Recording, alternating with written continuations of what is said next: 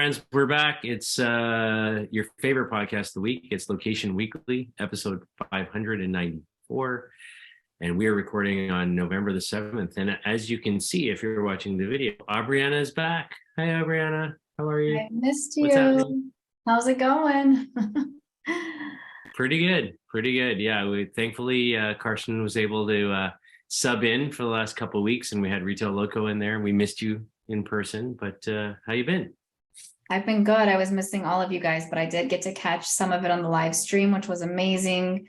I heard so many great things from all of my friends and colleagues and, just industry acquaintances we've known over the years that attended. So it seems like you guys had an awesome turnout. But I'm good. It's just like, it's a very busy time for, I think, a lot of people in the industry, a lot of events happening, and I'm looking forward to the downtime that hopefully will come at the end of the year. But right now it does not feel like, we're getting into the holidays. It is really warm here in New York, abnormally warm here. Maybe Same there. here.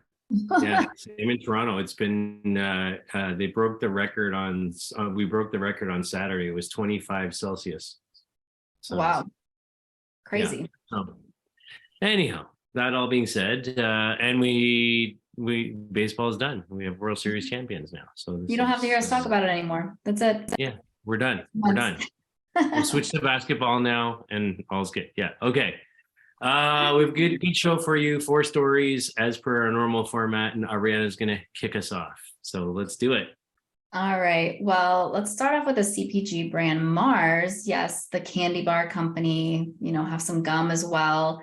But they are launching a new loyalty experience and giving consumers, I guess, if you are, eating lots of Snickers or whatever it is that they sell, there's a bunch of their items. I think Orbit's gum is one of theirs. But if you're like an enthusiast and you buy a lot of that, you may be interested in getting rewards every time you purchase these eligible Mars products. So they have partnered with a loyalty platform called Fetch. I'm sure we've talked about it on here before, and they've been around for a while, but they specialize in partnering directly with these CPG brands to reward consumers for their information. Really, it's data, right? Like they have this streamlined app and they consolidate things. So in order to earn rewards, consumers can download this Fetch app on their mobile device. They can link their receipts, e-receipts, and then the brands, they can accumulate all these points, and brands can provide like certain gift cards or loyalty, types of redemptions. So Mars can tap in now to the 17 million monthly active users on Fetch. They are saying they have 8.5 million purchase transactions daily. I'm assuming that's at the SKU level. But, so there's all these different insights and measurement capabilities that they will get through the platform.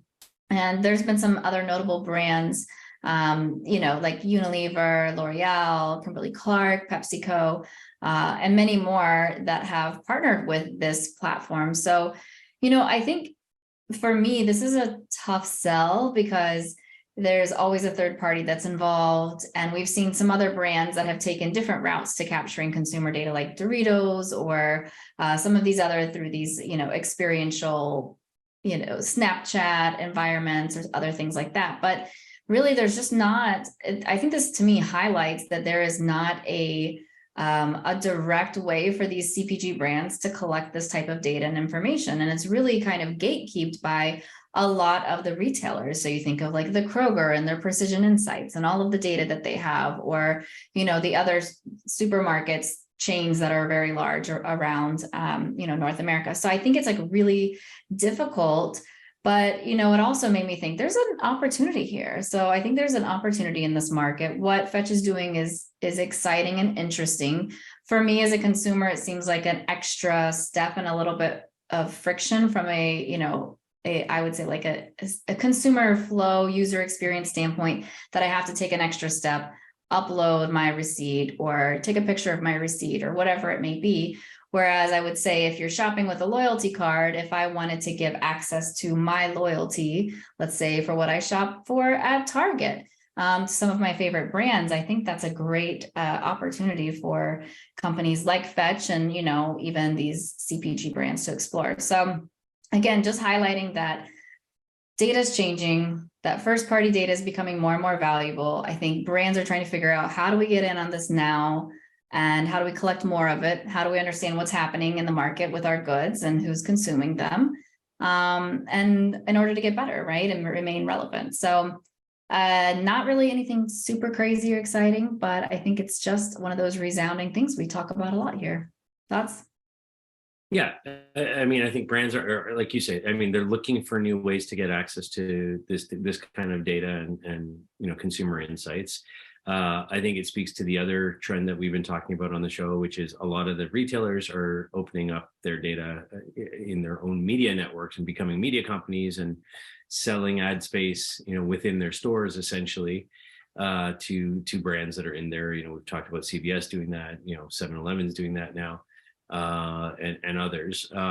So I think it's we're just seeing people trying to find new ways to get around the loss of the IDFA and other types of data that we're losing, to just find different ways to get at it. So I when I see stories like this, I go back to how do we make this simpler? You talk about the extra step. Like I remember way back when in the early days of Foursquare, when it was still a consumer app, they had this great partnership with Amex. And if you went to a restaurant, you checked in and, in the app, your profile was tied to your Amex card. So if you ate at that restaurant, you paid with Amex, it automatically basically, logged you, discounted, whatever the discount was, or, got the points or whatever. And so the simplicity of just, I use this card to pay, but that's tied to my app or tied to my, my program, I really like things like that. So I think there's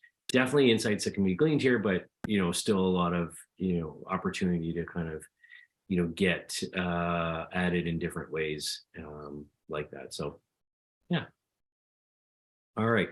On to our second story. So Burger King now, always at it and getting innovative. So they partnered with a company called Acrylic, I think is how you pronounce it, ACRELEC. They are a QSR technology kiosk type company, self-service kiosks. And so they have partnered up with these guys along with a global promotion that Burger King is doing with Activision around the Call to Duty Modern Warfare 2 game that's out now. And so they're kind of using these kiosks to redesign restaurants in the style of the video game itself. And they've got this live in 35 countries. They've got a Call of Duty themed Whopper meal. And certain store locations, basically you can walk into sort of the store is kind of completely branded in like what they're calling an immersive skin that look like Call of Duty. So I think this is interesting. When you get your branded Whopper meal through the kiosk, you can then redeem codes for in-game rewards. To advance further in games. You can track down hidden QR codes in the games and play and the play on the kiosk. So they're kind of tying it between the restaurants, the kiosks, the in-gaming experience. I quite like this. It reminded me of a partnership way back when that we've talked about on the show before between Angry Birds and McDonald's in China. Where you had, if you played Angry Birds at the time, you could go to certain McDonald's locations, connect to the Wi-Fi network, and when you were on the Wi-Fi network, then you could unlock new levels of the game for free that normally you would have to pay for, but you had to be physically in the location to do that. So it's a great way to drive traffic to the physical locations in order to get something that you want. As somebody who plays the game to advance. So I love these types of partnerships. I think it's a really good one. Any thoughts from you? Yeah, I actually really like this as well. The one key piece that is like the highlight for me here is the fact that they're giving those special codes within like the meals. And so I think it's something that's trackable and traceable, and you can actually see who purchased something at the restaurant and went back and redeemed those codes within the game. So I think that piece of it for me is really nice, because typically, when you're thinking about a lot of the campaigns that are running today, digitally, they're tracking kind of the opposite direction. A lot of times it's like footfall, right? Who did they drive into Burger King? And now it's like who came from Burger King back into the game. So I really like that because I think it's kind of a full loop play, and there's so much you could do, multiple touch points, thinking from even the CTV perspective over here, there's just so much that's happening. So I really do like this. And I think that like gaming is such a fun area for like marketing and these experiential places to tie all these pieces together. So it's a win. For sure. All right, so we're going to go to a story. This is some, startups here. I shouldn't say startups, but smaller companies, ones that we probably haven't talked about before. Two companies. One is called Digilant, and this is an omni-channel advertising service company. It's based out of Boston, and they have partnered with a company called Netsertive, and they are a marketing technology provider. They enable multi-location businesses. They're based out of Mooresville, North Carolina. And so what they're really focused on here is executing localized digital marketing at scale. So this partnership is looking at how do they dynamically deliver localized media ads based on real-time, privacy-safe location data, as they've touted it. And they really focus on these multi-location brand advertisers. So they can deliver, they say omni-channel and hyper-localized experiences at scale. Omni-channel to me makes me think of like multiple touch points, whereas I imagine this is going to be mostly mobile if they're focused on location and that real-timeness that is there. To me, this is kind of like, I don't know, I feel like I'm flashing back 10 years ago almost. We were talking about this a long time ago. I can think of a lot of companies that have talked about this, have done this through various, means and methods.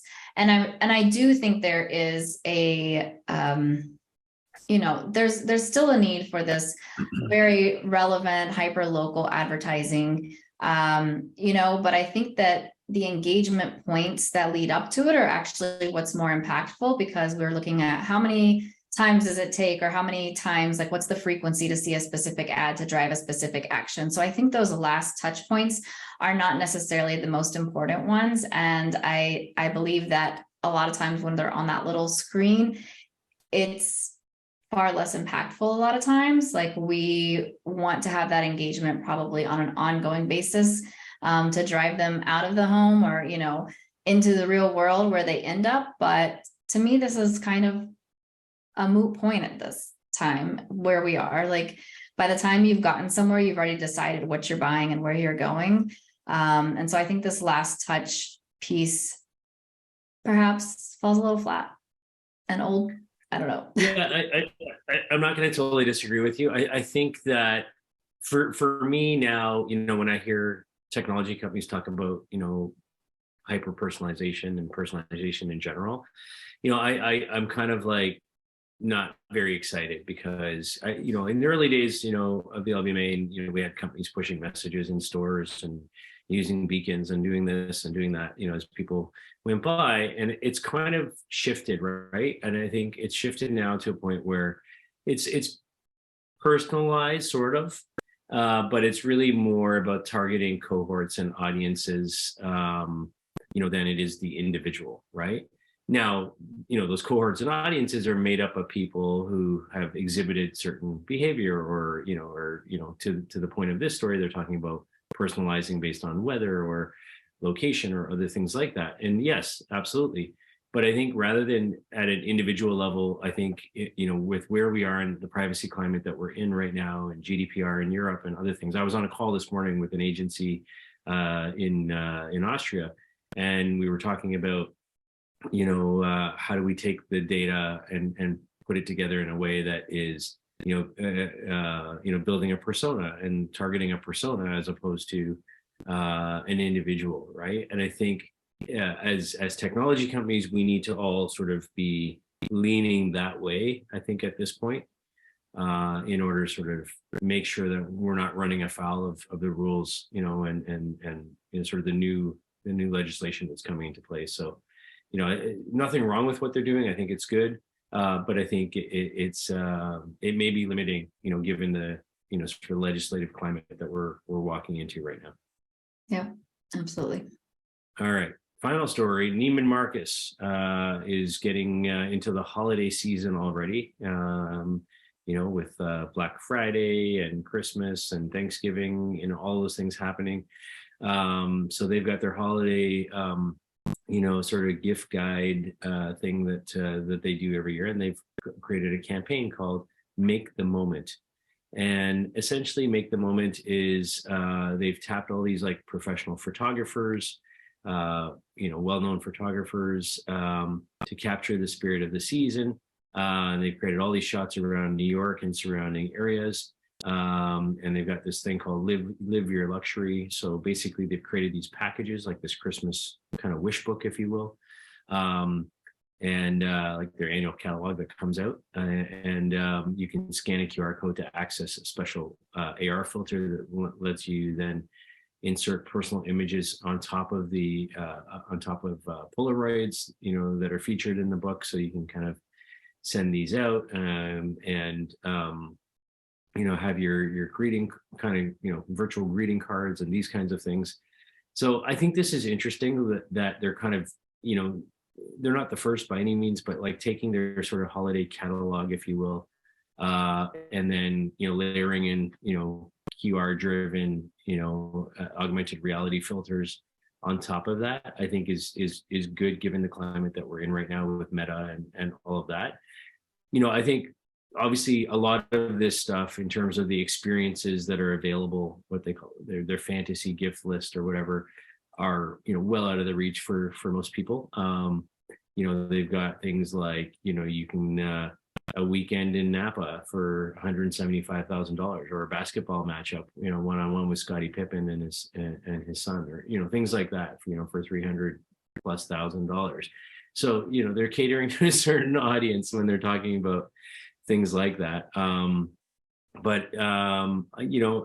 At the end of it, I think there's also a lot of data that they're pulling from this, in terms of what are people interested in, what are they looking at, what are they exploring in terms of these virtual AR filters and experiences that can then feed into what products they carry and what experiences they sell and all sorts of other things. Coming back to sort of the importance of data at this point in time.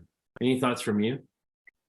Yeah, I'm glad that if you were putting out a catalog for the holidays, it has to be interactive. It cannot just be, I've gotten so many catalogs, I would just say over the last few weeks, with holidays and toys and gift giving. And I've been pretty underwhelmed, honestly, with the amount of that have just been standard traditional catalogs. It's like, why even send this out at this point if you're not going to have something that you can interact with?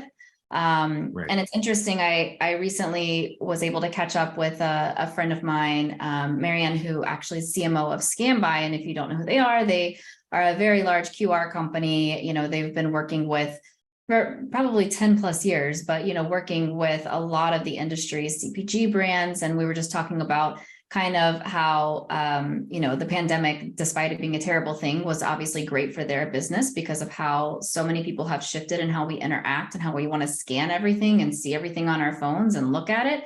And I think that if you're not doing that with your holiday, catalog, then you're missing the mark at this point. That's really my only comment on this, but I won't be bidding on that weekend in Napa, probably. There you go. Well, that's it for this week, folks. Great to have Aubriana back. We missed you. Thank you again to Karsten. And thanks to everybody who was involved in Retail Loco last week. It was a great event, just great to be back in person doing events again. And a lot of momentum coming out of that, in terms of getting ready for our next one in the spring. And the launch of our best retail cases platform here in North America.